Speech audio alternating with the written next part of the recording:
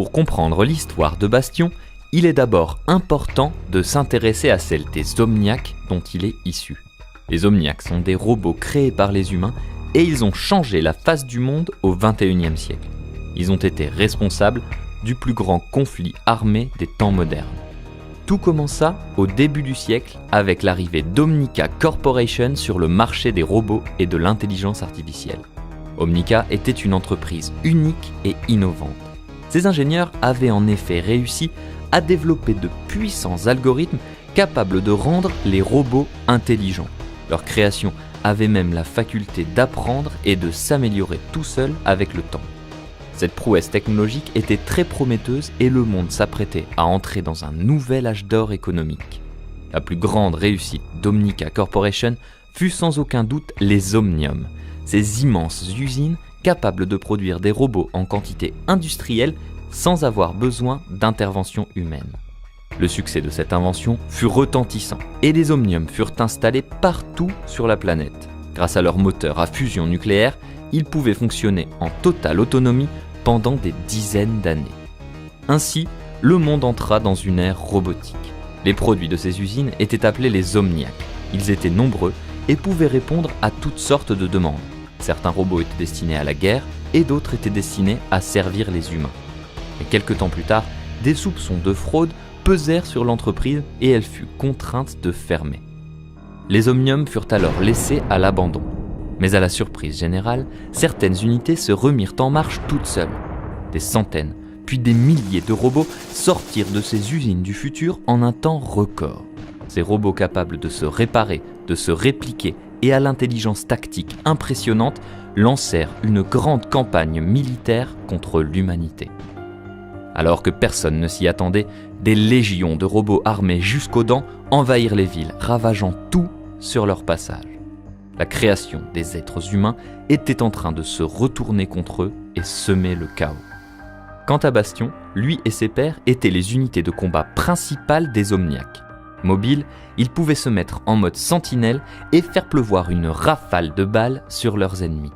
Les unités Bastion furent utilisées sur de nombreux champs de bataille dans le monde. Vous le comprenez, il en existait plusieurs milliers.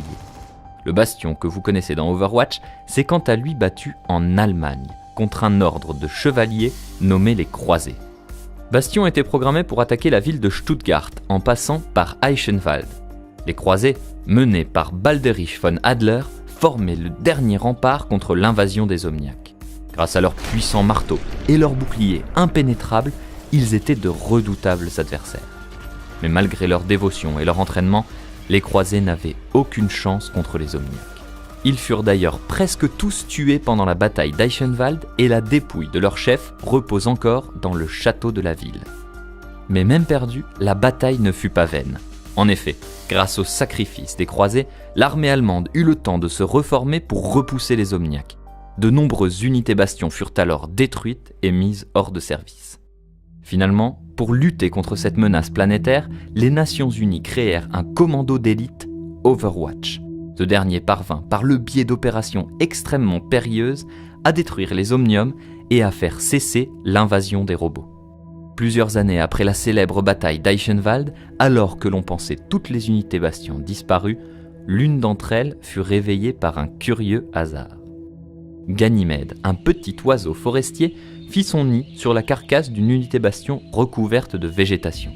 À force de picorer la carcasse du robot, ce dernier se réveilla et se lia petit à petit d'amitié avec l'oiseau.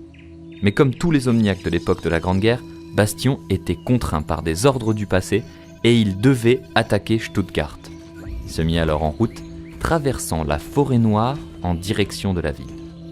Après de longues journées de marche, Bastion arriva dans une immense plaine.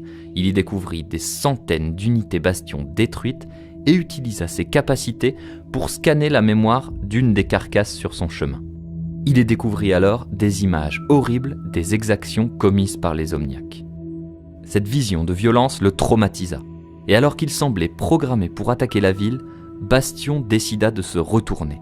Lui et Ganymède, son fidèle compagnon, retournèrent dans la forêt noire. Aujourd'hui, le dernier Bastion est une créature paisible qui vit dans la forêt. Cependant, Lorsqu'il sent le danger approcher, il se met en mode sentinelle et est capable de tout ravager sur son passage. Pour éviter ce genre de conflit, il préfère rester seul dans la nature avec son meilleur ami.